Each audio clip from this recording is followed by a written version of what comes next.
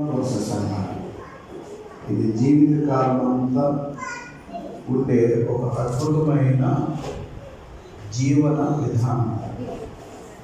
So ఇది చాలా ప్రాముఖ్యంగా మనం మిగిలిన జీవితం మనిషి జీవితం రెండు భాగాలు: వివాహానికి ముందు జీవితము, వివాహానికి తర్వాత జీవితం. కనుక మీరు సీరియస్గా కూర్చోకుండా వాక్యాన్ని వినాలని ప్రేమతో చెప్తున్నాను. ఇంకా పెళ్ళైన తర్వాత వధువులు కూడా చాలా సీరియస్ అయిపోతారు. చూడండి, ఎంత సీరియస్గా కూర్చున్నాడు. ఎందుకంటే నాకు వీళ్ళ వివాహాలు చూస్తూ ఉంటాను కాబట్టి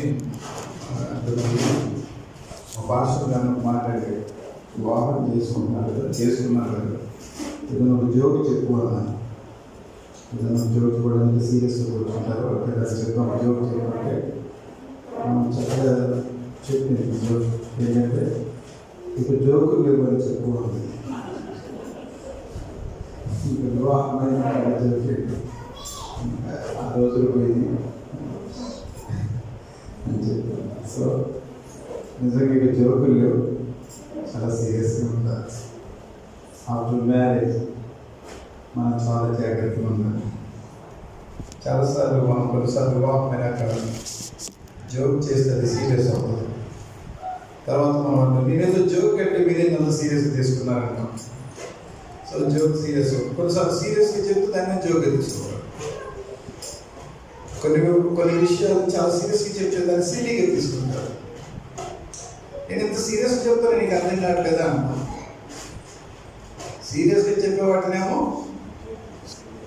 జోక్గా చెప్పేవాటినేమో సీరియస్. అందుకనే వివాహమైన తర్వాత కొంచెం కొన్ని తిక్కమంటలు జరుగుతూ ఉంటాయి.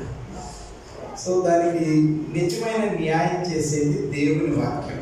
ఆమె చెప్తున్నారు, దేవుని వాక్యం మాత్రమే చెప్తుంది. వాడు బగలబట్టాడంటే అందరూ విడిపడతారు.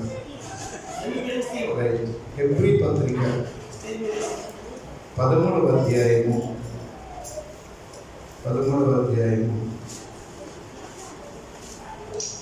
4వ వచనం నుంచి ఒక్క నిమిషం అందరం తీసుకుందాం. 7వ వచనం వరకు అందరం కలిసి దైవ సేవకులుగా మనము వివాహాలైన వాళ్ళు, బయట వాళ్ళు, ముఖ్యంగా ఊరవాళ్ళు చాలా ప్రశాంతంగా ఉన్నారు. ఈ మాటలు రెండు లైఫ్లో ఉపయోగపడుతుంది. 13వ అధ్యాయం 4 నుంచి అందరం చదువు. వివాహము అన్ని విషయంలో ఘనమైనదిగా, ఆనుకు నిష్కల్మషమైనదిగా ఉండవాలి. విశ్వాసములకు, వ్యభిచారులకు దేవుడు తీర్పు తెచ్చును. ధనాపేక్ష లేని వారి మీకు కలిగిన వాటితో తృప్తి పొందేయుడి. నిన్ను ఏమాత్రము విడువను, నిన్ను ఎన్నడను ఎడబాయను అని ఆయనే చెప్పారు కదా. కాబట్టి ప్రభువు నాకు సహాయుడు, నేను భయపడను. నరమాత్రుడు నాకేమి చేయగలడని మంచి ధైర్యంతో చెప్పగలవారని అన్నాను. మీకు దేవుని వాక్యము బోధించి మీ పైన నాయకులుగా ఉన్న వారిని జ్ఞాపకం చేసుకొని వారి ప్రవర్తన ఫలమును శ్రద్ధగా తలంచుకొనొచ్చు, వారి విశ్వాసమును అనుసరించు. సంతోషకరమైన వివాహానికి ఉండే అద్భుతమైన వాక్య సూత్రాలు అనే అంశాన్ని మనం ధ్యానించాం. లేఖన సత్యాలు, లేఖన సూత్రాలు. మంగళసూత్రం కట్టాలో లేదో నాకు తెలియదు, నేను దాన్ని కట్టలేదు. వివాహంలో సహజంగా మంగళసూత్రం కడతా ఉంటారు. కొందరు కట్టరు, కొందరు వాళ్ళ ఆత్మీయ మెట్టును బట్టి దాన్ని తీసుకుంటారు. మంగళసూత్రం కట్టకపోయినా ఒక వ్యక్తి కనుక వాక్య సూత్రం అర్థమైతే, ఒకడు మంగళసూత్రం కట్టించుకున్న వాక్య సూత్రం అర్థమైతే, ఆ వివాహము ఎంత విజయవంతంగా, ఎంతో సంతోషంగా, ఏదో అంటారు చూసావా, నూరేళ్ల పంటగా దేవుడు చేస్తాడు. అందుకనే ఈ ఇరువురు వధువులు దేవుడు వాళ్ళ భూమి మీద కాపాడినంత కాలం నేర్చుకోవాల్సిన 7 ప్రాముఖ్యమైన విషయాలు వైవాహిక సూత్రాలు అనే అంశంలో మీరు నేర్చుకోండి. క్లుప్తంగా లంచ్ టైంకి అలా మిమ్మల్ని పంపించే 100% ప్రయత్నం చేస్తాం. మొదటిది వివాహము. ఆ మాట అర్థం చేసుకోండి. అన్ని విషయములలో ఎలా గుర్తుపెట్టు, అన్ని విషయములలో జీవితంలో చాలా విషయాలు జరుగుతుంది. కుటుంబంలో చాలా విషయాలు జరుగుతూ ఉంటాయి. బంధువులలో చాలా విషయాలు జరుగుతూ ఉంటాయి. మనం పొద్దున్న లెగిస్తే ఒక మాట అంటాం, విషయాలు ఏంటి, విషయం ఏంటి, ఏంటి విషయం, హలో ఏంటి విషయం అంటే విషయాలతో నింపబడిన జీవితం. అనేక విషయాలతో నింపబడిన జీవితం. ఈ అనేక విషయాలు కంటే కూడా ఒకటి గుర్తుపెట్టుకోవాలి, ఏంటంటే వివాహము. నాకు మ్యారేజ్ అయింది, దీన్ని మర్చిపోకూడదు. మర్చిపోవడం కాదు, జ్ఞాపకం పెట్టుకోవడం. జ్ఞాపకం పెట్టుకోవడమే కాదు, ఘనంగా పెట్టుకోవడం. నీ వివాహ విషయం అనేది అందరికంటే, అన్నిటికంటే, అన్ని సందర్భాల్లో దాని యొక్క ప్రాధాన్యతను ఏది తగ్గించకూడదు. మేము 3 సంవత్సరాలు బైబిల్ ట్రైనింగ్ అయిపోయినాక దేవుని సేవకి బయలుదేరే టైంలో మా యొక్క కాలేజీ డైరెక్టర్స్, లెక్చరర్స్ కూర్చొని మమ్మల్ని పంపిస్తూ మాకు ఒక సందేశం ఇచ్చారు. ఏం సందేశం ఇచ్చారంటే, మీరు ఇక మినిస్ట్రీలోకి వెళ్తున్నారు, మీరు వివాహాలు చేసుకుంటారు, సేవ చేస్తారు, సంఘాలు నడిపిస్తూ ఉంటారు. అయితే మీకు మీ కుటుంబము ముఖ్యమా, దేవుడు ముఖ్యమా, మీ ఇల్లు లేక మీ కుటుంబము మీకు ముఖ్యమా అని అడిగారు. అప్పుడు హృదయం ఎంత దేవునితో ఉందంటే అసలు ఈ ప్రపంచాన్ని తొందరగా మార్చేయాలి అనేటట్లు ఉన్నాను. ఒక రాత్రిలో మొత్తాన్ని మార్చేయాలి అనే ఆ మంట కలిగిన రోజులు. సో అట్లాంటప్పుడు సార్ ఏది ముఖ్యం, దేవుడే కుటుంబమా అని అడిగితే మేము పెద్దగా ఆలోచించాల, ఒక్క నిమిషం కూడా ఆలోచించకుండా మాకు దేవుడే అన్నాం. మాకు దేవుడే అందరూ. అయితే ఆయన చక్కగా చెప్పాడు, అయితే మీరు దేనికి పనికిరారు అన్నాడు. ఇదేంటి దేవుడే అంటే ఆయన ఏమన్నాడు, దేనికి పనికిరారు. ఏంటి సార్ అంటారు, మా దేవుడు కదా ముఖ్యమంటే, దేవుడు ముఖ్యమేనా నాయన. దేవుడు ఇచ్చిన కుటుంబము నువ్వు విడిచిపెడితే నువ్వు దేవునికి మహిమను, నా కుటుంబాన్ని నేను డిస్టర్బ్ చేసుకుని నేను ప్రసంగం చేస్తే మీరు నా ప్రసంగం వినరు. ఏమంటారు, ఈ పాస్ గారు చెప్పటమే కానీ చెయ్యడు. నేను కుటుంబాన్ని నెగ్లెక్ట్ చేసి కుటుంబంలో సాక్ష్యం లేకుండా, భార్య దగ్గర సాక్ష్యం లేకుండా, భర్త దగ్గర సాక్ష్యం లేకుండా నేను దేవుడి పనే చేస్తున్నా, వేరే పని కాదు. నేను దేవుడి కొరకే ప్రయాసపడుతున్నా, దేనికోసం కాదు. అయితే సమాజము దేవుడు నమ్ముకోదు. దేవుడు నేను ఆయన పని చేస్తున్నాను సంతోషపడ్డాడు. దేవుడు ఏమంటాడంటే, నీకు ఒక కుటుంబాన్ని ఇచ్చాను, దాన్ని అన్ని విషయాలు నువ్వు ఘనంగా చూసిన పని చేయి. అంటే నేను చెప్పిన పని ఏంటంటే, నీ family first, you build your family. నీ కుటుంబాన్ని నువ్వు కట్టు, నీ కుటుంబాన్ని నువ్వు వదిలేసి నేనేదో కష్టపడతానంటే సో అది కరెక్ట్ కాదు. అందుకని తమ్ముడు పేరు పవన్, అరే పవన్ కళ్యాణ్, పవన్ కుమార్, మంచిది. పవన్ కుమార్ గుర్తుపెట్టుకున్నా, అన్ని విషయాలు, నీ ఆర్థిక విషయాలు, నీ ఫ్యామిలీ ముఖ్యమైనది.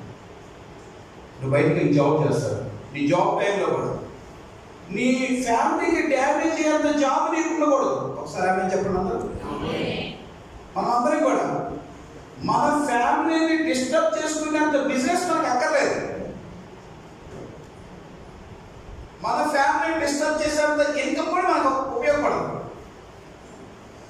అందుకని ఏ టైంలో కూడా ప్రతిదీ పరిగణలోకి తీసుకోవాలి. నేను నా కుటుంబాన్ని, నేను నా భార్యని, లేక నేను నా భర్తను అన్ని విషయాల్లో ఘనంగా చూసేనా, లేదా డిగ్రేడ్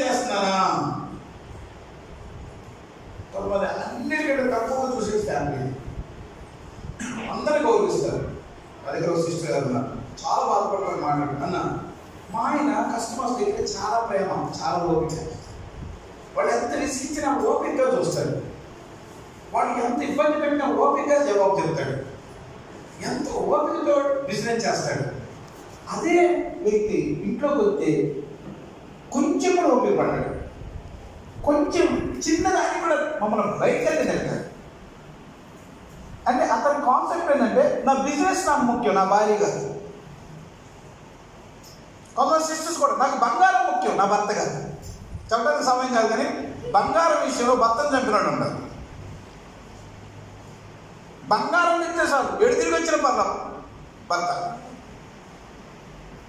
లిటరల్గా జరిగిన విషయాలు. సో మన లైఫ్లో మనకి బంగారం కంటే భర్త చాలా ముఖ్యం. మనకి బిజినెస్ కంటే భార్య చాలా ముఖ్యం. కనుక అన్ని విషయాల్లో ఇది మొదటి విషయం. రెండో మాట, వివాహం ఉండవలసిన రెండో మాట. వివాహం అన్ని విషయంలో ఘనమైనదిగాను పానుకు నిష్కల్మషమైనది. ఆ మాట అండి, ఆ పదం నిష్కల్మషమైనది. లైఫ్ అంతా నేను ఒక మాట చెప్తే, if you want success in your family life, నీ జీవితంలో విజయవంతమైన కుటుంబాన్ని కలిగి ఉండటానికి మీకు ఉండవలసిన మొట్టమొదటి లక్ష్యం ఏంటంటే నిష్కల్మషత్వం. నిష్కల్మషుడండి మన నిష్కల్మషుడండి. ఆయన దిగులు లేదండి. ఆయన అడవిలో ఉన్న పర్ల, అర్ధరాత్రి పర్ల, ఆయన కపటం లేదు. నిష్కల్మషానికి కపటానికి ఎంత తేడా ఉందంటే సృష్టికి సర్వనాశనానికి ఎంత తేడా ఉందో అంత ఉంది. సో మీకు ఏ విషయంలో కూడా చాలా చాలా ప్లెయిన్గా ఉండాలి. మీ ఇద్దరు జీవితం తెరచిన పుస్తకాలు. ప్రతి భార్య భర్త జీవితం తెరచిన పుస్తకం. ఒకరి మధ్య ఒకరికి నో మోర్ సీక్రెట్స్. నా సంగతి నీకెందుకు అని భార్య అనకూడదు, ఎవరు అనకూడదు, భర్త అనకూడదు. ఎంతో చెప్తాను ప్లీజ్. కొన్నిసార్లు ఈయన దగ్గర వెళ్ళినప్పుడు ఆమె తెలియదు, ఆమె దగ్గర వెళ్ళినప్పుడు ఈమె తెలియదు. చాలాసార్లు ఈమె ఫోన్ ఆయన ముట్టుకోకూడదు, ఆమె ఫోను ఈయన ముట్టుకోకూడదు. కొన్నిసార్లు ఈయన ఎక్కడికి వెళ్ళేదో చెప్పడు, ఆమె ఎక్కడికి వెళ్ళేదో చెప్పదు. కొంత అవగాహన వాంటెడ్గా కాదు, కానీ కొంతమంది సేవకులుగా కూడా, లేకపోతే కొంతమంది ఎదిగిన విశ్వాసాలు కూడా అవగాహన లోపంలో కొన్ని పొరపాటు చేస్తూ ఉంటారు. ఓ పాస్టర్ గారు తన వివాహం అయిన తర్వాత తన భార్యకి చెప్పాడంటే ఏమనంటే, అంటే వైరాగ్యం, దేవుని మీద ఉన్న వైరాగ్యంతో తన భార్యతో ఏం చెప్పాడంటే, ఇదిగో నీకు కండిషన్ పెడుతున్నాను, పెళ్ళైన కాడ నుంచి నువ్వు గుర్తుపెట్టు. ఏంటంటే పెళ్ళైన తర్వాత నేను ఎక్కడికి వెళ్తున్నాను అని నువ్వు అడగద్దు, నేను ఎప్పుడు వస్తాను అని నువ్వు అడగద్దు, నేను ఎందుకు వెళ్తున్నాను అని కూడా నువ్వు అడగద్దు. 3 కండిషన్లు చెప్పండి. ఏంటో 3 కండిషన్. ఎక్కడికి వెళ్తున్నాడో అడగకూడదు, ఎప్పుడు వస్తాడో అడగకూడదు, ఎందుకు వెళ్తాడో అడగకూడదు, ఎందుకు వస్తాడో. ఎవరన్నా వచ్చి మీ ఆయన ఏంటంటే ఎక్కడికి వెళ్ళాడు తెలియదు, ఎప్పుడు వస్తాడు తెలియదు, ఎందుకు వెళ్ళాడు తెలియదు. పాపం ఆ పాస్టర్మ గారు, ఆ పాస్టర్ గారు చేస్తున్న పాస్టర్ గారు చాలా మంచిది, సరేనండి అంది. అదే ఇప్పుడు పాస్టర్మ కనుక అడిగితే ఆమె కూడా ఇట్లా చెప్పవచ్చు, చాలా మంచి కండిషన్ అంటే సేమ్ ఇలానే నాకు కూడా అప్లై చేయండి అందనుకో. ఒక పురుషుడు ఒక స్త్రీని ఇలా అడిగినప్పుడు అదే స్త్రీ అదే పురుషుడిని వెరీ గుడ్, చాలా బాగుంది, అలాగే నేను ఎక్కడికి వెళ్తాను అడగొద్దు, నేను ఎందుకు వెళ్తాను అడగొద్దు, నేను ఎప్పుడు వస్తాను అడగొద్దు. అంటే ఆ కాపురం, ఆ కుటుంబము సక్సెస్ అవుతుందా? ఇంకెంతకుమంది ఎందుకు ఎవరింట్లో ఉంటే పర్వాలేదు కదా, ఇంకా బాగుంటుంది కదా. అమ్మా నాన్నకు ఒక కూతురు ఉంటుంది, ఇటు అమ్మా నాన్నకు ఒక కొడుకు ఉంటాడు, బ్రతికినంతకాలం చాలా హ్యాపీగా ఉంటారు, చాలా ఫ్రీగా ఉంటారు కదా. మనసును మ్యారేజ్ అనే వ్యవస్థలో అడుగుపెట్టినాక నీ జీవితం అంతా కూడా సదరు జీవిత భాగస్వామి చేతిలోకి,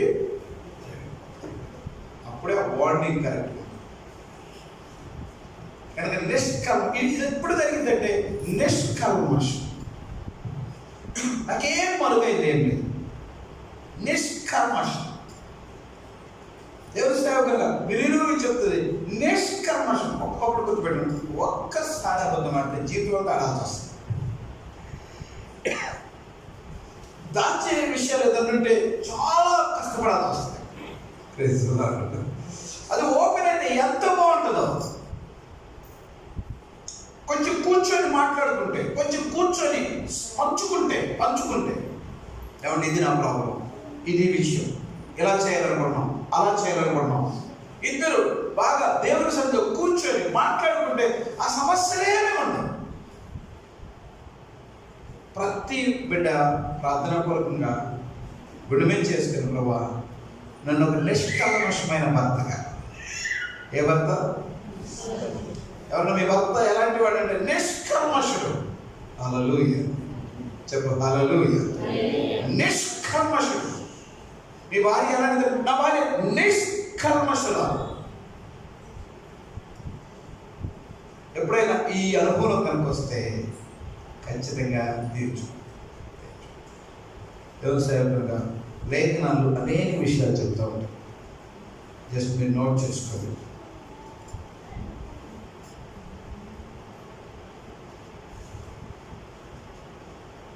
పేతురు మొదటి పత్రిక 1:14-11. ఆయన నిష్కల్మషుడు, ఆయన పరిశుద్ధుడు. ఆయన పరిశుద్ధులు కనుక మీరును పరిశుద్ధులు ఉండాలని చెప్తున్నారు.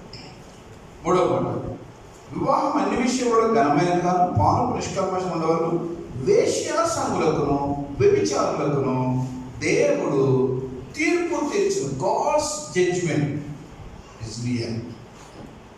దేవుడు తీర్పు తీర్చును. దీని ఏమంటారంటే, వివాహ వ్యవస్థలో భార్యాభర్తలకు ఉండాల్సిన 3వ లక్షణం ఏంటంటే దేవుని భయం. దేవుని భయం,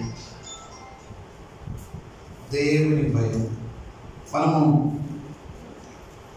రోమపత్రిక 6:23 కానీ, మొదటి పేతురు 1:17 కానీ ఈ వచనాలు చదువుతుంటే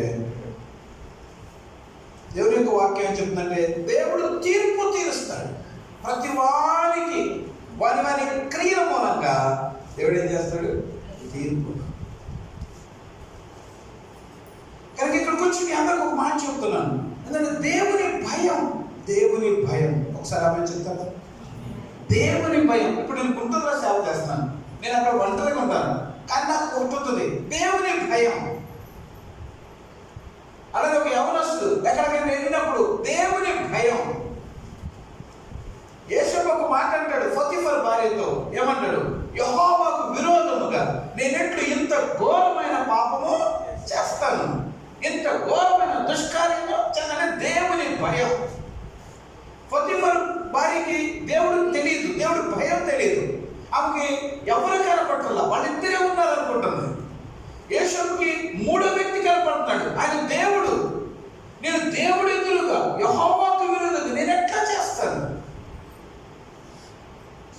ప్లీజ్ ఎక్కడున్న మీరు అందరికీ చెప్పే మాట ఏంటంటే, ప్రతి భర్త దేవుని భయంతో ఉంటే అసలు గొడవ జరుగుతుంది, అనుమానాలు వస్తాయి. న్యూస్ చూస్తే చాలా భయం వేస్తుంది. భార్యను చంపుతున్న భర్తను చంపుతున్నారు. చూశారు, ముక్కలు చేసి ఒక బ్యాగ్లో పెట్టుకుని వెళ్ళిపోతుంది. భార్య ముక్కలు చేసి ఆ స్థాయి దాకా ఎందుకు వచ్చింది? అసలు ఆ సదరు వ్యక్తికి దేవుని భయం ఉంటే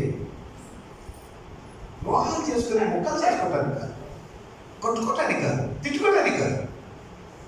అంటే మా తల్లిదండ్రులకి పిల్లలు కొట్టలేక ఒక ఐగా చేతిలో పెట్టరు, అయ్యా నేను కొట్టలేక ఎదుమని కొట్టయ్యా. ఏ కూతుర్ని తల్లిదండ్రులు అలా అప్పగించరు. సో ప్రతి ఫ్యామిలీలో దేవుని భయం. నేను దేవుడికి లెక్క చెప్పాలి కదా. దేవుడు నా భవిష్యత్తు ఏంటో, దేవుడి తీర్పుని నేను ఎక్కడ ఉంటాను, దేవుని భయము, దేవుని తీర్పుని ఒక కాన్సెప్ట్, ఒక కాన్షియస్ మనం కనుక కలిగి ఉంటే ఆ ఫ్యామిలీ ఎంత పవిత్రంగా ఉంటుందో. నేను దేవుని భయము నేను మనుషులను ప్రేరేపిస్తున్నాను అంటాడు. దేవుని భయము.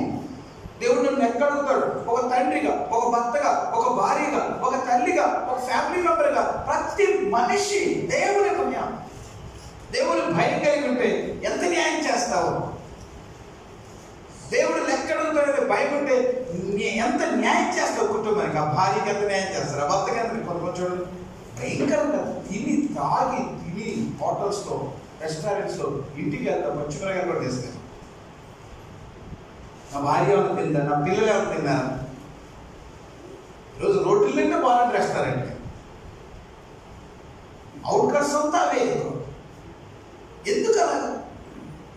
ఇల్లు చాలా నలిగిపోతుంది, స్త్రీ చాలా పురుషులు చాలా పిల్లలు చాలా నలిగిపోతూ ఉంటారు. కనుక కుటుంబ జీవితం నువ్వు ఎక్కడ కొన్నిసార్లు ఉద్యోగాలు ఇచ్చారు, అందరికీ చోట పరిస్థితులు ఉండవు. ఇరువురు ఒక చోట ఉండకపోతారు, పోయి వాళ్ళ వృత్తులు పెట్టు ఉండాలి, ఉంటే మంచిది. ఒక్కవేళ కానీ ఎక్కడ జాబ్ చేస్తాం, ఎక్కడ పనిచేస్తాం, దేవుని భయం.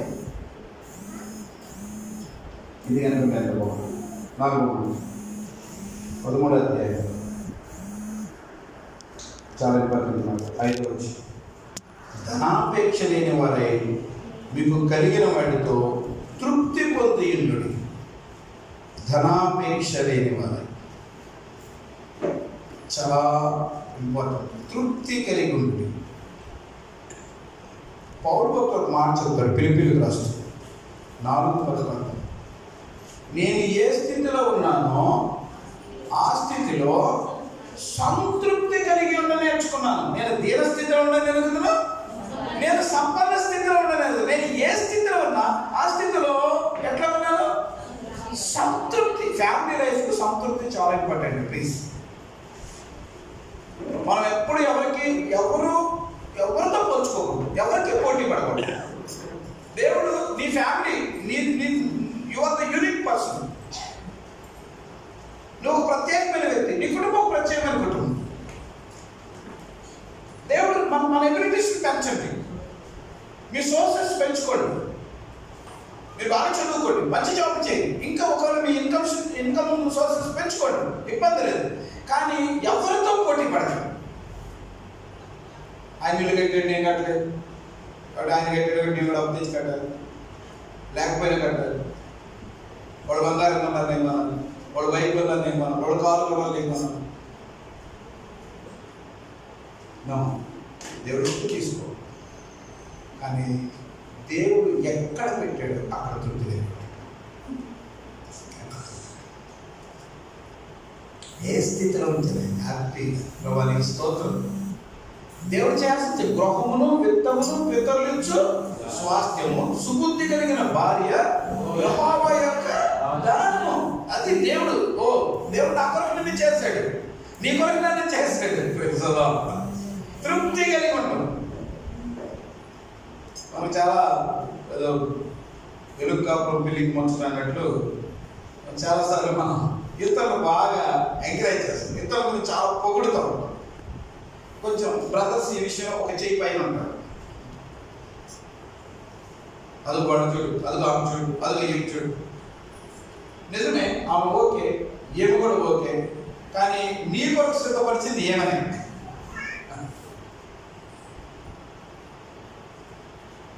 నువ్వు ఆమెలాగా ఉండంటే దేవుడు నీకు ఆమెనే చేసేవాడు. దేవుడు నీకు చేసింది ఏమని? ఏమలాగానే ఉన్నాడు. దేవుడు సేవకుడిగా చెప్తాను, ఒక మాట చెప్తాను. మనకి ఎప్పుడు అంటే మనం అభివృద్ధి అవడానికి ప్రయత్నించండి, మనం మార్పు చెందడానికి ప్రయత్నించండి, కానీ దాన్ని క్రిటిసైజ్ చేయడానికి ఉపయోగించకండి. నీ జీవితంలో నీవు ప్రోత్సహించాల్సింది నువ్వు ప్రోత్సహించకపోతే ఇంకెవరు ప్రోత్సహిస్తారు? నేను ఒక మాట చెప్తాను. నీ భార్యను నువ్వు ప్రోత్సహించకపోతే వేరే ఆయన వచ్చి ప్రోత్సహిస్తారా? నీ భర్తను నువ్వు ప్రోత్సహించకపోతే వేరే వాళ్ళు వచ్చి ప్రోత్సహిస్తారా? We need encourage. మనకి ఎంకరేజ్మెంట్ లేకపోతే ఎట్లా మూవ్ అవుతాం? Praise the lord.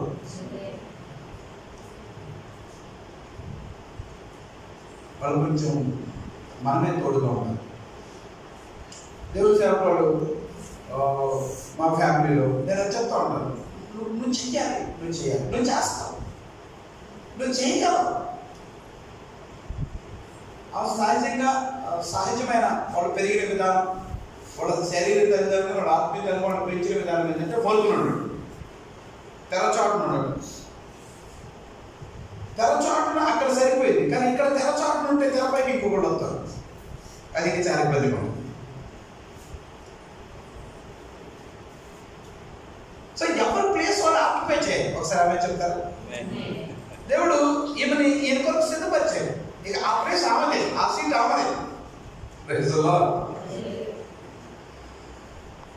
సో నేను నీతో చెప్పాల్సిన ఒక మంచి మాట ఏంటంటే, తృప్తి కలిగి ఉండదు. ముఖ్యంగా ధనాపేక్ష ఆ మాట అప్లై చేసుకున్నాను.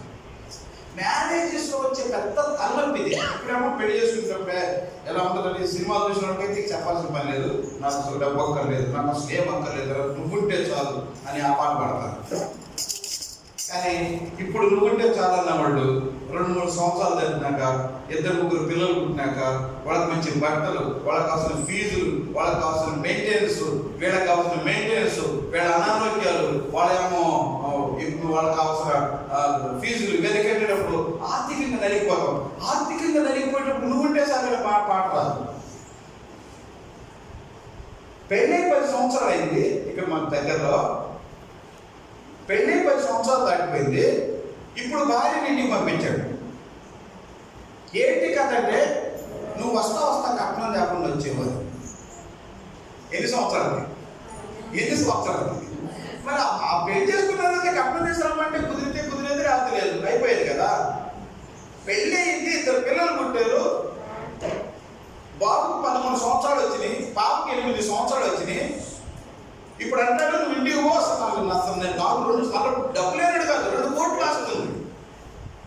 కళ్ళేసేస్తున్నారనుకున్నాను. ఎంత వస్తుంది? 2 కోట్లు వస్తుంది. అయితే వాళ్ళు ఏమంటారు, నేను 2 కోట్లు ఆస్తి కలిగిన వాడిని, నువ్వు ఆ రోజు ఎందుకు ఊరికి వచ్చావు, ఇప్పుడన్నా తీసుకురా. తండ్రి లేడు, తల్లి ఒకటి చిన్న పని చేసుకొని రోడ్డు పక్కన ఏదో చిన్న బిజినెస్ పెట్టుకొని బ్రతుకుతుంది. నువ్వు తీసుకురా. 2 పిల్లలు ఉంచుకొని 2 పిల్లలు పెరుగుతుంటే నువ్వు వెళ్ళిపో. అమ్మ ఇంటికి వచ్చి ఏడుస్తుంది, ఏం చేయాలి? ధనాపేక్ష అనంటామంట. ఏదేమైనా పట్టదు, కానీ ఇదేం పట్టకూడదు. ఎందుకంటే ఇది కనబడేది ఏం కాదు. వేరే దయాలైతే కొంచెం అర్థం అవుతుంది, ఈ దయాలు అర్థం కాదు. అదేంటి అభివృద్ధి అంటాం, అదేంటి ఇంకోటి అంటాం, లేదా అవసరం అంటాం. నీ అవసరము, నీ అభివృద్ధి నువ్వే చేసుకో. ప్రేమతో అయ్యా మా అమ్మాయిని పెంచుకున్నాం, మా అమ్మాయి కోసం మేము చిన్నప్పటి నుంచి ఒక ప్లాన్ చేసుకున్నాం, ఇదిగో ఇంత దాచుకున్నాం అయ్యా, మా అమ్మాయి కోసం దాచావు, మేము సంతోషిస్తున్నామయ్యా, తీసుకెళ్ళు. నువ్వు అల్లుడివి, కొడుకుపోయిన అల్లుడివే, మీరిద్దరు బాగుంటే మనం బాగున్నట్టే. ఇదిగో ఈ పొలం ముందు తీసుకో, ఈ ఇల్లు ముందు తీసుకో, ఈ డబ్బు ముందు తీసుకో, ఈ బంగారం తీసుకో అని ఒత్తిడి చేస్తే తీసుకో. అర్థమైన నాకేం చెప్పండి? తీసుకోవడం తప్పు లేదు, కానీ లాక్కోవడం తప్పు. ఏది తప్పు? లాక్కోవడం. ఆల్రెడీ వాళ్ళు కడుపు పెట్టిన కూతురు రాకున్నాం.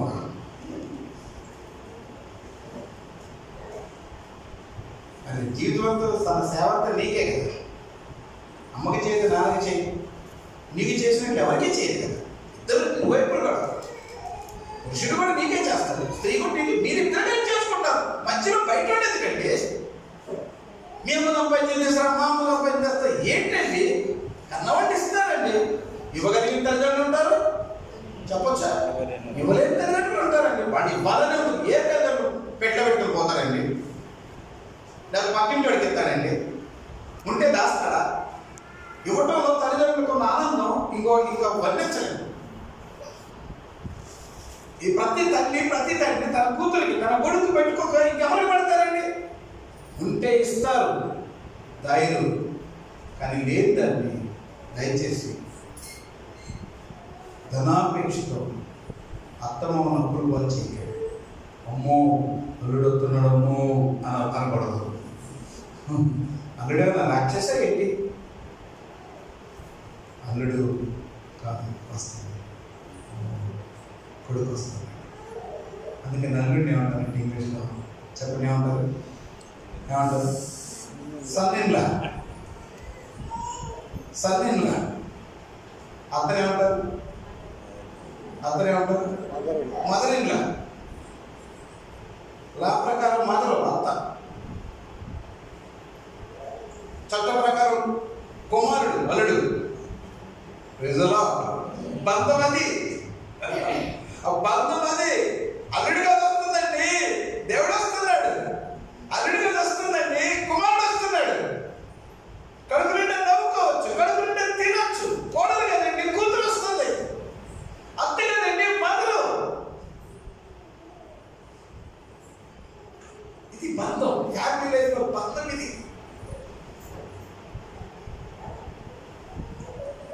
మేము ఎప్పుడు మా మామయ్య అత్త నేను ఎప్పుడు భయపెడతాను. ఆమెను తీసుకొని రాదా 10 సంవత్సరాల తర్వాత ఇప్పుడన్నా జమ్మని పంపాలి. అసలు మా అత్త మామూలు వస్తారు, ఒక సంతోషం. ఎక్కువ వస్తుంది, సంతోషపడతాం. నేను జోక్ అంటాను, అక్కడ చేసి మా బెంగళూరు ఉంటాను. మా కూతురు అల్లుడు వస్తున్నాడమ్మా అంటాను. వచ్చేది ఎవరు? అత్తమ్మ మా కల్లుడు వస్తున్నాడు అనుకుంటాం. నేను కదా ఆయన కల్లుడు, ఆయన నా కల్లుడు. అంత బాండి, అంత హ్యాపీనెస్. సో బాబు, మీ తల్లిదండ్రులు మీ అత్తమామలు వేరు కాదు. చెల్లి, అమ్మ, మీ తల్లిదండ్రులు మీ అత్తమామలు వేరు కాదు. మీరు వాళ్ళకి సపోర్టే కానీ వాళ్ళకి సమస్య కాదు.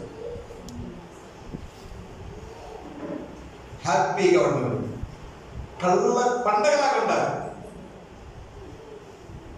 సహజంగా కొందరు దసరా పండుగ ఎందుకంటే దసరా పండుగ సంతోషం. అడుగుతున్న దసరా పండుగ అంటే దేశం రకం కాదు, రైట్? అంటే జస్ట్ ఉన్నదాంతో దొరుకుతుంది. ఎవరు చిన్నలు ఇచ్చారా? ఇద్దరు ఐక్యం కూడా చిన్నలో సంతోషం ఎక్కడ ఉండదు. కొంచెమేదో సంతోషంగా ఉన్నాడు, కొన్ని వస్తాయి సంతోషంగా ఉన్నాడు. ఏంటో మేము ఒక పాడుబడిన ఇంట్లో వివాహం చేసుకున్న తర్వాత దేవుడి సేవకురాలు దొరకకుండా ఒక పాడుబడిన ఇంట్లోకి తీసుకెళ్ళాను. అని నేను ఉన్నది అదే, పడిపోయి రైల్వే కోర్సులో ఉన్నాను సేవలో. సో ఆమెను కూడా అక్కడికే తెచ్చాను. కానీ ఏం పెద్ద ఫీల్ ఏం లేదు. అంటే మా మైండ్ దాని మీద లేదు. ఒకసారి ఆమె చెప్తారా? అంటే పెళ్లి చేసుకున్నప్పుడు కత్తి లేదా, బాగుందా, కత్తి డబ్బు ఉందా, అన్ని ఫెసిలిటీస్ ఉన్నాయి, అన్నీ ఉన్నాయి అని చూసుకోవాలి. వాగ్దానం చూసుకున్నాను. ఇది దేవుడి సంబంధమా కాదా, ఇది దేవుడు చేసాడా కాదా, ఇది దేవుడు ఇచ్చిందా కాదా, అదొకటి చూసుకున్నాను. సో దేవుడు ఇచ్చింది కాబట్టి ఇది మిగిలినే డజంట్ మ్యాటర్. కనుక దయచేసి తృప్తి అన్నమాట ఇంకొంచెం గట్టిగా ప్రతి విషయం తృప్తి కదా. అంతేగాని ఎప్పుడు హర్ట్ చేయదు. మన పాస్టర్స్ ఫ్యామిలీ సెమినార్స్ జరిగింది మాట్లాడదు చాలా. నేను ఆ ఫ్యామిలీ సెమినార్కి వస్తూ నేను ప్రే చేసుకున్నాను. ప్రే చేసుకోవడమే కాదు, నేను ప్రాక్టికల్ స్పీకర్ కావాలి, నేను ప్రసంగికుడు మాటల బోధకుడు కాకూడదు, చేతల బోధకుడు కావాలని మనస్ఫూర్తిగా పాస్టర్ గారిని కూర్చోబెట్టుకొని నేను ప్రేమతోనే ఒక మాట అడిగాను. నేను అబద్ధాలు చెప్పకూడదు జనాలకి. మనకి వివాహమై 23 సంవత్సరాలు అవుతుంది కదా. 2002 మే నెల 15వ తారీఖు మాకు పెళ్ళయింది. 23 సంవత్సరాల్లో నా ద్వారా మీరు హర్ట్ అయిన సందర్భాలు ఎవరి ఉంటే చెప్పండి అని అడిగాను. నా ద్వారా 23 సంవత్సరాల్లో నా ద్వారా నువ్వు గాయపడిన ఒక సందర్భం ఏదన్నా ఉంటే నాకు జ్ఞాపకం చేయని అడిగాను. నాకు కొంచెం ఆలోచించింది. ఎందుకంటే చెప్పు ఫ్రీగా, నేను సరి చేసుకుంటాను, అవసరం సారీ చెప్తాను, సరి చేసుకుంటాను, ఇంకొకసారి జరగకుండా కూడా చేస్తాను అని అడిగితే ఆమె ఆలోచించి ఏం లేదండి అంతే, ఏం లేవులే, ఏం లేదు. నేను మళ్ళీ సీరియస్గా అడగాను, నా ద్వారా నువ్వు నాకు తెలుసుకుంటావు. 23 సంవత్సరాల వైవాహిక నేను ఎప్పుడు అలా హక్ చేయలేదు. నాకు గుర్తుండే హక్ చేయలేదు. ఎందుకంటే నేను దేవుడి భయంతో ఉంటాను, నేను దేవుడికి లెక్క చెప్తాను, నేను మనుషులకి జవాబుదారీతనంగా ఉన్నాను, నేను ఒక మాదిరికరమైన సేవకుడిగా, తండ్రిగా, భర్తగా ఉన్నాను. సో నేను అలా హక్ చేయదలుచుకోలేదు. నేను మీతో అదే చెప్తున్నాను, మీ లైఫ్లో ఇరువురిని గాయపరుచుకోకండి. కొన్నిసార్లు చేతలతో, కొన్నిసార్లు మాటలతో, కొన్నిసార్లు రకరకాలుగా కత్తి పోట్లు వంటి మాటలు పలుకువారు ఇది గుర్తుపెట్టారు. కనుక ఒక మాట ఇచ్చుకోండి. మనమందరం బయలుదే చర్చిలో ఉన్నాం కదా, కొంచెం ప్రోత్సహించబడతాం ప్రజలు. సో అందరూ నా దాకా మన గుండె మీద చేసుకుంటాం. అందరు ఇలా పెట్టండి, మీరిద్దరు కూడా ఓకే. వివాహమైన మాత్రం చెప్పండి. ఓకేనా? ఈ రోజు నుంచి నా జీవిత కాలంలో నా హృదయపూర్వకంగా నేనెప్పుడు నా తోటి జీవిత భాగస్వామిని గాయపరచను. ఈ మాట దేవుని మందిరంలో ఉండి మనసుపై చేయి వేసి హృదయపూర్వకంగా పలుకుతున్నాను. అమ్మే గుర్తుపెట్టుకుంటారనుకుంటున్నా. గుర్తుపెట్టుకుంటారు. ఏం చేయకూడదు? ఎవరిని? ఓకే, నెక్స్ట్ లాస్ట్ మాస్టర్ ఎందుకు ధనాపేక్ష తృప్తి కలిగి ఉండాలి? 5వ వచనం, నిన్ను ఏమాత్రమును విడువను, నిన్ను ఎన్నడను ఎడబాయనని ఆయనే చెప్పాను కదా. దీన్ని ఏమంటారంటే విశ్వాసం. అంటే తృప్తి ఎందుకు ఉండాలంటే విశ్వాసం. ఏంటి మన విశ్వాసం? మ్యారేజ్ అయిన విశ్వాసం ఏంటంటే దేవుడు మనల్ని విడిచిపెట్టడు. ఎవరు విడిచిపెట్టినా, దేవుడు విడిచిపెట్టడు. ఇప్పుడు సంతోషము, దుఃఖం రెండు కలిసిన సందర్భం అమ్మాయి తల్లిదండ్రులకి. ఇది ఒక విచిత్రమైన సంభవం. ఏ సంభవం? పెళ్లి అవుతుందనేది సంతోషం. అయితే ఇప్పుడు దాకా పెంచుకున్న కడుపును పుట్టిన బిడ్డ ఒక ఇంట్లోకి వేరే ఇంట్లోకి వెళ్తుందనే, మాకు దూరం అయిపోతుందనే దుఃఖం. అందుకని పెళ్లిలో రెండు కలుస్తాయి. 2 నదులు ఒకే చోట కలిసి ఇక్కడ. అందులో పెళ్లిలో ఎంతో సంతోషంతో, ఎంతో కన్నడతో సాగుతారు. అయితే పాప మాట చెప్పలేదమ్మా, అమ్మ నాన్న మిమ్మల్ని పంపిస్తారు అంటే వాళ్ళు నీ చేతిని విడిచిపెట్టి ఇంకొక వ్యక్తి చేతిలోకి నిన్ను పెడతారు. బైబిల్ ఏం చెప్తుందంటే తల్లి తండ్రి విడిచిపెట్టి పంపిస్తున్నారు. దేవుడు అంటున్నాడు, నేను నిన్ను ఏమాత్రమును పెళ్లి కాకముందు విడవను, పెళ్లి అయినాక విడవను. Praise the lord. Hallelujah. It's good. అద్భుతం. చాలా పేరెంట్స్ కూడా ఏదైనా సమస్య వచ్చినప్పుడు నేను ఏం చేయగలనమ్మా, నిన్ను పంపించేది అక్కడే ఉండాలి, నా చేతులు ఏముందమ్మా. స్త్రీ తన గర్భంలో పుట్టిన బిడ్డను మార్చునా, వారైనా మార్చుదరు కానీ నేను నిన్ను మార్చను. అందుకని మన భరోసా, మన ధైర్యం, మన తృప్తి, మన యొక్క ఖలేజ ఏంటంటే నా దేవుడు నన్ను విడిచిపెట్టడం. కొన్నిసార్లు అందుకని ఎక్కడెక్కడో పంపించేస్తారు. ఇండియా నుంచి అమెరికా పంపుతారు, మరి అక్కడ తండ్రి ఉండరు. కానీ నమ్మకం, వివాహ వ్యవస్థ పైన నమ్మకం, దేవుని పైన నమ్మకం. నేను నీతో చెప్తానంటే వివాహ వ్యవస్థ పైన ఉన్న నమ్మకం దేవునిపై పెట్టండి. ఎందుకంటే దీన్ని చేసింది ఆయన. ప్రభు నువ్వే కదా చేసింది, ప్రభు నువ్వే కదా జతపరిచింది, ప్రభు నువ్వు తోడు లేకపోతే ఎలాగా అని దేవుడి బిడ్డలుగా మీతో చెప్తుంది. వివాహంలో విశ్వాసం ఉండాలి. వివాహం ఏముండాలి? విశ్వాసం ఉండాలి. విశ్వాసం ఏంటంటే దేవుడు చూసుకుంటాడు, దేవుడు ఇస్తాడు, బిడ్డలు దేవుడు ఇస్తాడు, బిడ్డలు దేవుడు పోషిస్తాడు, ఉద్యోగం దేవుడు ఇస్తాడు, పోషిస్తాడు, కాపుదారు దేవుడు ఇస్తాడు, పోషిస్తాడు. పేరెంట్స్ కూడా వారిని దేవుడి చేతిలో పెట్టాలి. కొంతమంది తల్లిదండ్రులు అర్థం కాక పెళ్ళి అయినా పెళ్ళి కాకపోయినా ఇంకా ఆ పాత కథలోనే ఉంటారు. దేవుడు చెప్పిన వాగ్దానం నువ్వు తీసుకోకూడదు.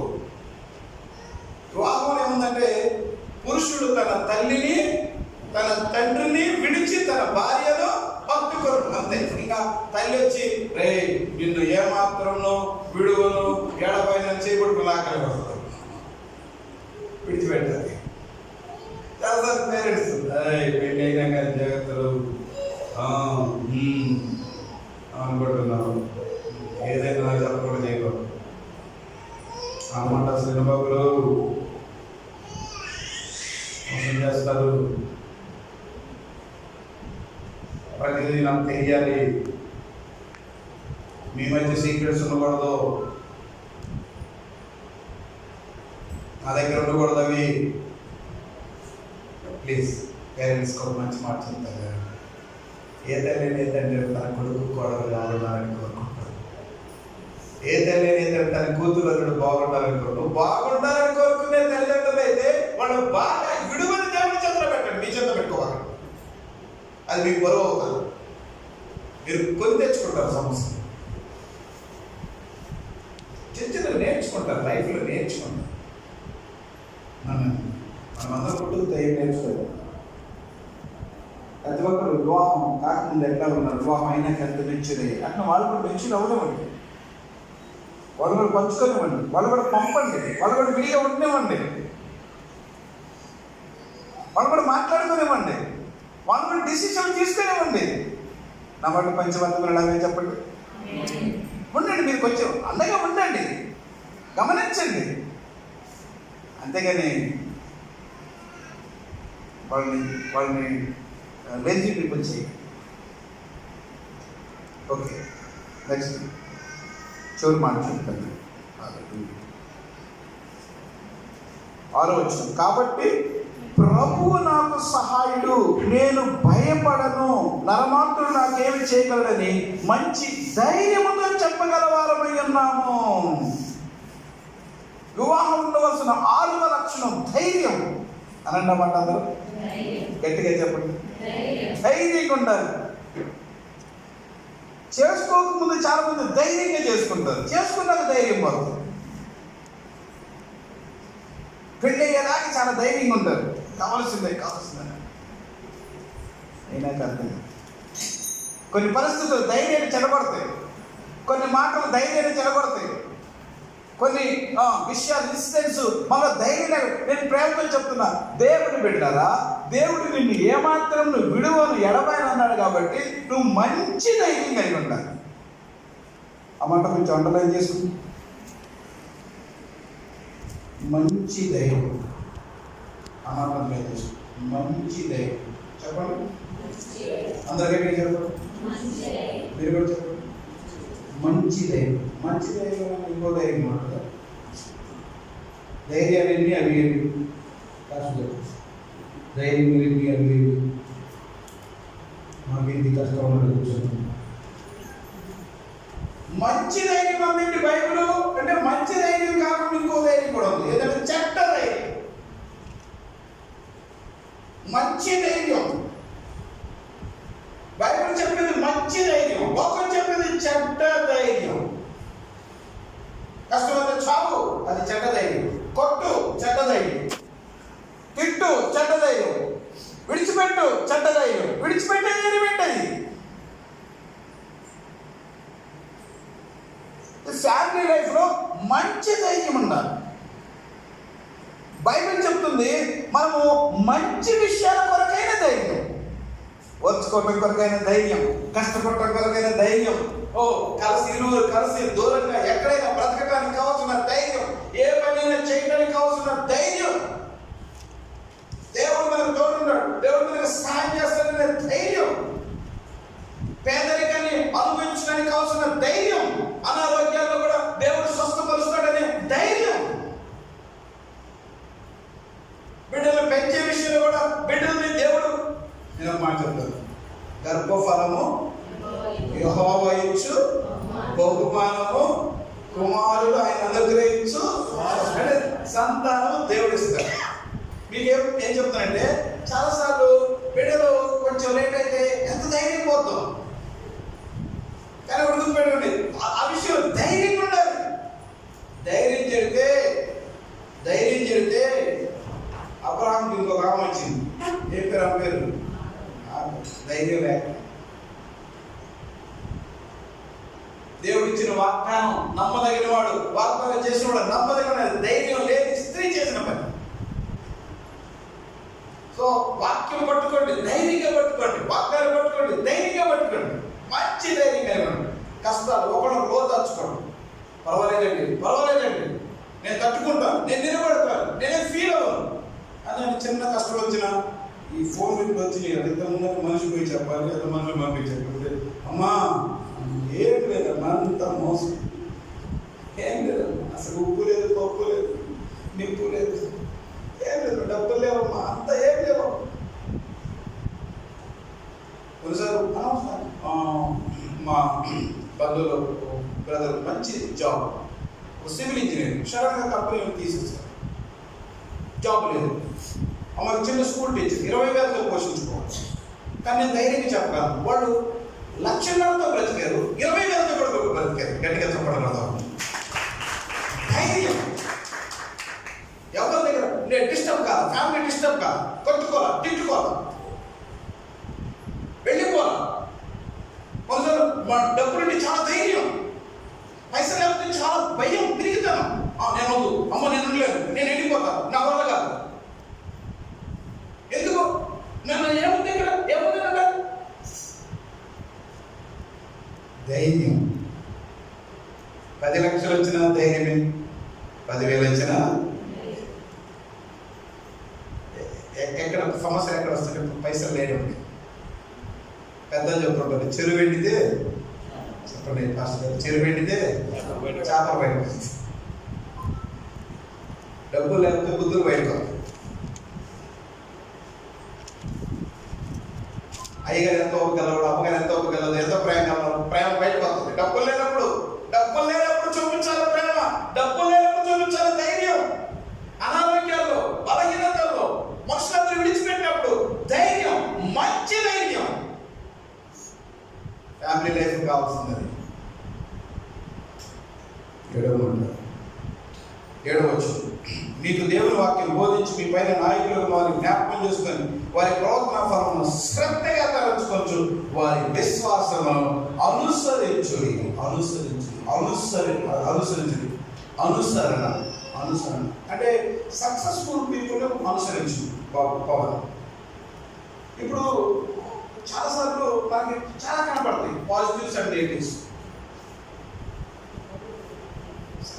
ఒక అమ్మాయికి నేను ప్రసంగి గ్రంథం చదువుకోమని బైబిల్ ఇచ్చాను. ప్రసంగి గ్రంథం చదవంటే ప్రసంగి గ్రంథం చదువుతూ ఒక మాట నాకు చూపించింది, ఏంటంటే అధిక విద్య అధిక శోకమును కలుగు చేయును అంటే ఆ అమ్మాయి చెప్పదలుచుకున్నది అయితే చదువుని చంపుతారు, చదవద్దు, చదివితే ఏముంది, ప్రసంగి గ్రంథం ఏముంది, నష్టపడ్డ ఒకటి అంటున్నాడు, అసలు ఈ చదువును కనిపెట్టినాడు చంపాలా, ఎవడు చంపాలంట, చదువును కనిపెట్టినాడు చంపాలి.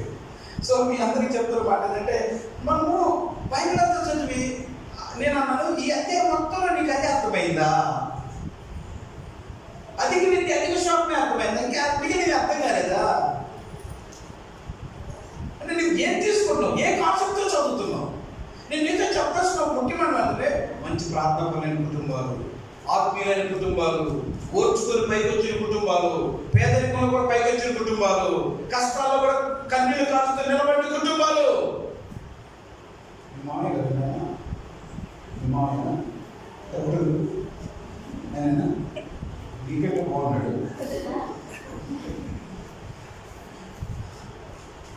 ఎన్ని కష్టాలు, ఎన్ని ఇరుకులు, ఎన్ని ఇబ్బందులు.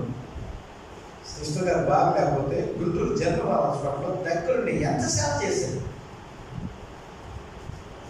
చాలాసార్లు పురుషులు ఏం చేస్తారు, బాగలేదా, బాగలేకపోతే మీ అమ్మ దగ్గర చూయించుకోవడం, బాగలేకపోతే ఎవరు చూడాలి, అక్కడే మమ్మల్ని 10 రోజులు 20 రోజులు 1 లక్ష ఖర్చు పెట్టి బాగు చేసినాక మళ్ళీ ఫోన్ చేసి ఎట్లా ఉంది, బాగానే ఉందండి. బాగుందా, బాగుంది, అక్కడ ఎందుకు ఎట్లా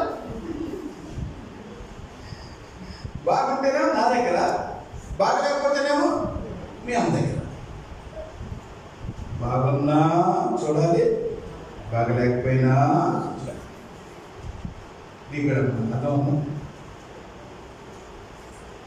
అందుకే పెళ్ళి ఎందుకు అంటే అందుకే ఒకరు పడిపోతే ఇంకొకరు నేర్పుతారు, అది పెళ్ళి అర్థం. అది అసలు బాగుంటే నా దగ్గర, బాగా నీ దగ్గర, అది కాదు పెళ్ళి.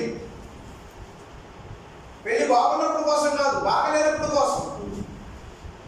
కొంచెం అర్థం చెప్పండి. ఇప్పుడు పెళ్ళి ఎందుకోసం, పెళ్ళి ఎందుకోసం మాకేం తెలుసు అని కూర్చున్నాం. బాగలేనప్పుడు కోసం పెళ్లి చేశాడు దేవుడు. నరుడు ఒంటరిగా ఉండుట మంచిది కాదు, ఒంటరిగా మంచిది కాదు, పడిపోతే అప్పుడు ఒక సహాయం, సాటి అయిన సహాయం. టాబ్లెట్ కావాలంటే ఇవ్వాలి, ఫుడ్ కావాలంటే పెట్టాలి, చేపట్టుకు తీసుకెళ్ళాలి, అందుకోసం.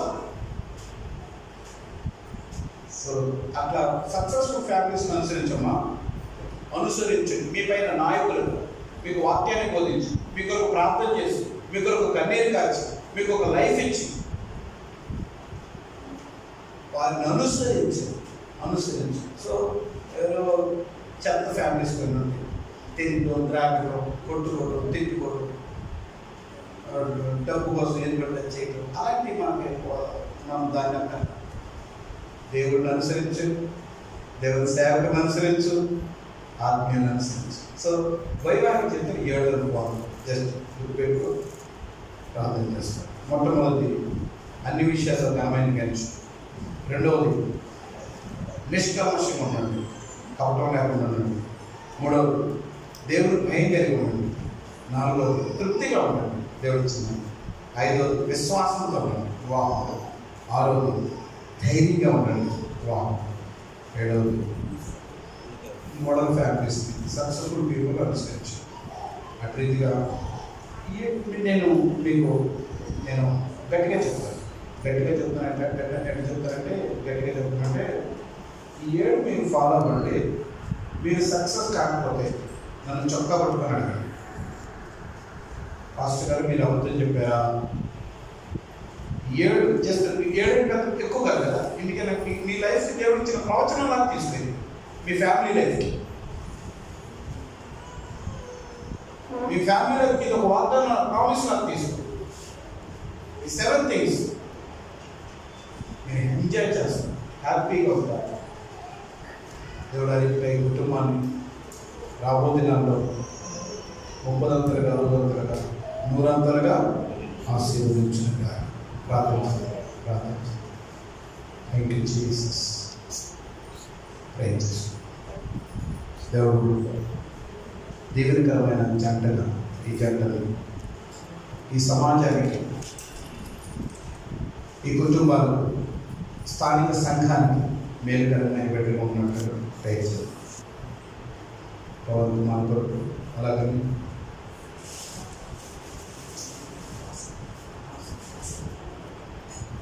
పవన్ కుమార్ కొరకు, అలాగే వాసంతి కొరకు ప్రార్థించి, ప్రేమలేని మా తండ్రి ప్రతిపడి మాకు నేను ఫలించి విశ్వాసంతో వెళ్తున్నాం. ఈ కుటుంబం ఆశీర్వదించబడదు గాక. వీరిరువులను దేవుడు తన ప్రతినిధులుగా మార్చుకున్న గాక. ఒకవేళ రక్షణ లేకపోతే సంపూర్ణ రక్షణ ఆనందంతో నింపబడుదురు గాక. ప్రభావ బిడ్డను ఆశీర్వదించి ఆత్మకార్యం జరిగించి వారి తల్లిదండ్రులు సంతోషంగా ఉండడానికి సాధ్యం. వీరి ద్వారా సంఘానికి క్షేమం దయచింది. ఈ 7 సత్యాలు మా జీవితానికి ఆశీర్వాదకరంగా మార్చింది. చాలామంది 7 అడుగులు నడవాలంటారు, కానీ 7 వాక్యాలు నేర్చుకోవాలని తెలియచేయండి. ఆత్మచైతన్యం మీకు మన అవసరం. చాలా శ్రమపడి సంఘాన్ని కడుతూ కుటుంబాన్ని నడిపిస్తూ ఎంతో బాధ్యత కలిగిన మాదిరి సేవకుని ఈ కుటుంబాల్లో వచ్చాం, వారిని ఆశీర్వదించున్నాను. నీకు వందనాలు చెల్లించుకున్నాను. యేసయ్య నమ్మకమైన నామములో వినయంతో స్తుతించి ప్రార్థన చేస్తున్నాము తండ్రి.